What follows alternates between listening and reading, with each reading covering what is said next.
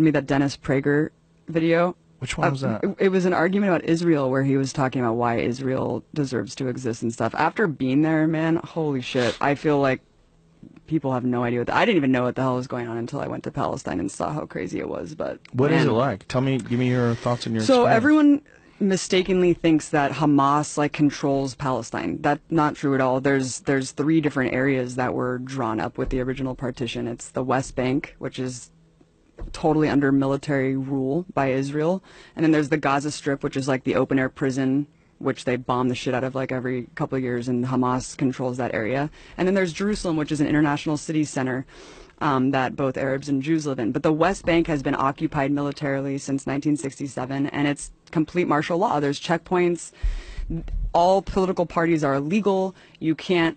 Having a gun is like the least of it. You can't hold a flag. You can't belong to a political party. You literally can't do shit if you're a Palestinian. You just have to sit there and submit.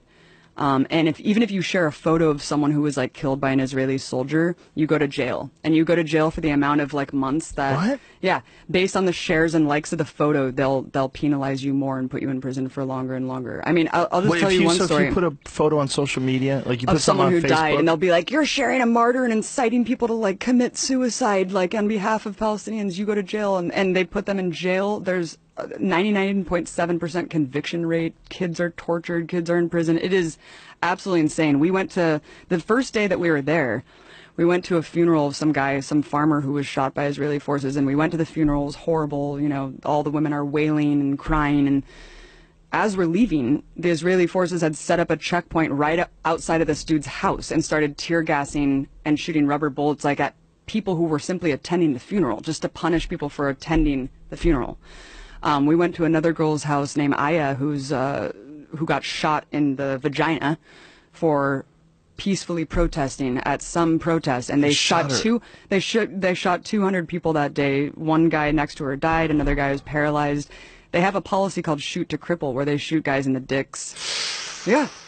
Oh, it is fucking nuts, man. The West Bank is no joke. I thought that I was going to die several times. We were at this checkpoint going through Calandia, and there was this old man walking, like clearly drunk or something, and kind of like walking a little bit toward the checkpoint. They started shooting at him.